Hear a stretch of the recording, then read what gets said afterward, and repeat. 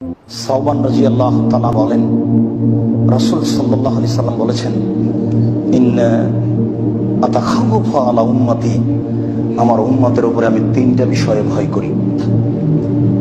আমার উম্মতের উপরে আমি তিনটা বিষয়ে ভয় করি। এক, আইম্মাতাম মুজিল্লিন, ভ্রান্ত হুজুর। হুজুর হবেন ভ্রান্ত, এটাই আমার ভয়। এটাই আমার ভয় যে হুজুর দিয়ে শিরক চালু হবে, শিরক। হুজুর দিয়ে বেদাত চালু হবে, হুজুর দিয়ে পাপ চালু হবে, এটাই আমার ভয়। হুজুরের ব্যাপারে আল্লাহর নবী যত কঠিন কথা বলেছেন, আর কোন পাপীর ব্যাপারে এত কঠিন কথা বলেছেন তা আমার জানা নেই। আল্লাহ নবী বলছেন, আমি কতগুলো লোককে দেখলাম যাদের ঠোঁট এবং জিহ্বাকে কেটে নেওয়া হচ্ছে। আমি বললাম, জিবরাইল, এরা কারা? তখন জিবরাইল আলাইহিস সালাম বলছেন, এরা আপনার উম্মতের বক্তা, যারা বক্তৃতা করে বেড়ায় তারা। পৃথিবীর কোন মানুষের, কোন পাপীর, সে যতই পাপ করুক না কেন, তার ঠোঁট জিহ্বা কেটে নেওয়া হবে না হুজুর ছাড়া, সে যত বড়ই পাপ করুক। আল্লাহ নবী বলছেন, দেখি একটা লোককে পাথর দিয়ে মাথা ফাটিয়ে দেওয়া হচ্ছে। আমি বললাম, ঘটনাটি একে? তখন জিবরাইল বলছেন, উনি হচ্ছেন হুজুর, তার মাথা ফাটিয়ে দেওয়া হচ্ছে। পৃথিবীর কোন পাপীর মাথা ফাটিয়ে দেওয়া হবে এইভাবে তা করা হবে না, জাহান্নামে দেওয়া হবে না। রাসূল সাল্লাল্লাহু আলাইহি ওয়াসাল্লাম বলছেন যে যখন হুজুরকে জাহান্নামে দেওয়া হবে, তখন দেওয়ার সাথে সাথে ভণিটা বের হয়ে যাবে। সে ভণির চতুর্দিকে ঘুরবে, গরু যেমন ধান মারার সময় ঘুরে, বুঝেন কিনা এই কথা? তো সব জাহান্নামী জমা হয়ে বলবো, হুজুর কি ব্যাপার, আপনি যে আমাদের ভালো কথা বলছিলেন আর মন্দ থেকে নিষেধ করছিলেন। তখন হুজুর বললেন, কি করি, আমি ভালো বলেছি, ভালো করিনি যে। আমি মন্দ নিষেধ করেছি, কিন্তু আমি যে নিজেই মন্দ করেছি। আরে হুজুর যে নগদ বেদাতি, হুজুর যে ধর্মের 5 পয়সা দাম দেয় না, হুজুরের কাছে বেদাত একেবারে প্রিয় নেকির কাজ। আহলে হাদিস ও তার জাজল্য প্রমাণ। আহলে হাদিস দ্বীনের মতো প্রমাণ আপনাকে আমি দ্বীনের মতো দেখাতে পারি। আমি বুঝতে পারি না কেন এটা।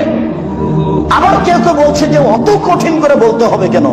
কঠিন করে বললে ভাত হয়, ভাত বন্ধ হয় না। আমি আব্দুর রাজ্জাক খাকসার তার জাজল্য প্রমাণ। আমি 90 সাল থেকে মাঠে আছি, আজ পর্যন্ত আমাকে কোনোদিন দুর্বল করে কথা বলা লাগেনি। রুজিত হচ্ছে, রাস্তার তো পড়ে নেই। আপনারও হবে। আপনি পিছিয়ে হবেন কেন? পিছিয়ে হটবেন কেন? কোন স্বার্থে পিছিয়ে হটবেন? স্বার্থ কি আছে এমন? হুজুর বলেছে, করেনি, এই জন্য এখানে। সম্মানিত মসজিদের মুসল্লি, আল্লাহ রাসূল বলছেন, আমার পরে কতগুলি হুজুর আসবে, ওদেরকে ওরা আমার সুন্নাতকে বাদ দিয়ে অন্য সুন্নাত চালু করে বলবে এটা নবীর সুন্নাত। এই কথাটাকে আপনি কি মনে করেন? হাদিস তো বুখারী মুসলিমের। আমার সুন্নাতকে বাদ দিয়ে আরেকটা চালু করে বলবে এটা রাসূলের সুন্নাত। যেমন আপনাদের ওই কবরস্থানে গিয়ে সবাই মিলে হাত তুলে দোয়া করা। এই মসজিদও অনেক বেদাত আছে, সব বন্ধ হয়ে যায়, এটাই চাচ্ছি। আপনারা সাহেব আমাদের কি কিছু বলতে চাইলেন? না, আমি বলতে চাচ্ছি না। তবে যা হচ্ছে তা ছেড়ে দেওয়ার জন্য আন্তরিকভাবে অনুরোধ করছি, আপনি ছেড়ে দিতে বাধ্য। কাউকে বলা লাগবে না, কে মানছে কে মানে এটা দেখা পড়ে। আল্লাহ রাসূল বলছেন, ওই আলেম, ওকে দেখতে লাগে মানুষ, ওর অন্তর হলো শয়তানের অন্তর। কলবুল শয়তান ফি জিসমিন ইনসিন, ওকে দেখতে লাগে অন্তর, ওর অন্তর হলো, ওকে দেখতে লাগে মানুষ, ওর অন্তর হলো শয়তানের অন্তর। ওকে দেখতে লাগে মানুষ, ওর অন্তর হলো শয়তানের অন্তর। বুখারী মুসলিম। কি দিয়ে বুঝায় আপনাকে? এত বড় কঠিন কথা পৃথিবীর কোন পাপীকে আল্লাহ নবী বলেননি। জেনা করলে বলেননি, চুরি করলে বলেননি, শিরক করলে বলেননি। আল্লাহ নবী বলছেন, হুজুরকে দেখতে লাগে মানুষ, হুজুরের অন্তর শয়তানের অন্তর। কি বুঝলেন? হাদিস তো বুখারী মুসলিমের। 3 শ্রেণীর মানুষ দিয়ে জাহান্নাম চালু হবে উদ্বোধন। তার এক শ্রেণীর মানুষ হলো হুজুর। আমার জীবনে বড় ভয় 3 শ্রেণীর মানুষ নিয়ে। 1, ভ্রান্ত হুজুর। 2, আমার মতে হিন্দুদের সাথে মিশে যাবে, এটা আমার ভয়। বৈশাখের হিসাব হিন্দুদের, মুসলমানের নয়। আমার জীবনে বড় ভয়, আমার উম্মত হিন্দুদের সাথে মিশে যাবে, এইটা আমার ভয়। আমি অনুবাদক, আমি 1900 করিনি, আমি 20 করিনি। 1450 বছর পূর্বে মুহাম্মদ সাল্লাল্লাহু আলাইহি ওয়াসাল্লাম যা বলেছেন, আপনাকে তা আমি অনুবাদ করে শোনালাম। আমার জীবনে বড় ভয়, আমার উম্মত হিন্দুদের সাথে মিশে যাবে। 3, সাতাবত কাবাইলু মিনহুমুল আওসান, আমার উম্মত মূর্তি পূজা করবে, আমার উম্মত মূর্তি পূজা করবে। আপনার বাড়িতে ছবি মূর্তি আছে, আমি তার সাক্ষী।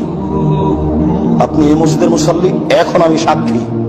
আপনার বাড়িতে এখনো শোকেজের উপরে ছবি মূর্তি আছে, আমি তার সাক্ষী, আমি নিজে দেখেছি। আপনি আমাকে ঢাকতে চাচ্ছেন? অতদিন পর্যন্ত আপনি মোমেন দাবি করতে পারবেন না যতদিন পর্যন্ত আপনার বাড়িতে একটা ভাঙা চূড়া পুতুল আছে। এইখানে দাঁড়িয়ে আপনাকে আমি শতদিন বলেছি, ওই মাছের আকৃতিতে যাই আয়না আছে যেটা সাফ করে কিনেছেন, ওই আয়নাটাকে স্বাভাবিক ভাঙলে হবে না, আয়নাটা ফেলে দিয়ে হবে, লাথি দিয়ে করতে হবে, গুলে দিতে হবে। আয়না তোকে লাথি দিয়ে গড়ে আমি এভাবে গুলে দিতে হবে। তার পূর্ব পর্যন্ত নিজেকে মোমেন মনে ভুল হিসাব সিদ্ধান্ত পরিবর্তন করতে হবে যে কোনো মূল্যে। ভুল হিসাব মসজিদ থেকে বের হয়ে বাড়িতে ঢোকার পরে প্রথম কাজ, বাড়িতে যত ছবি মূর্তি পুতুল আছে সবকে জ্বালানাদের নিচে ফেলতে হবে, তারপরে কোনো কথা। ভুল হিসাব সিদ্ধান্ত পরিবর্তন করুন। আপনি মানলেই কি আর না মানলেই কি, কথা এটাই চূড়ান্ত।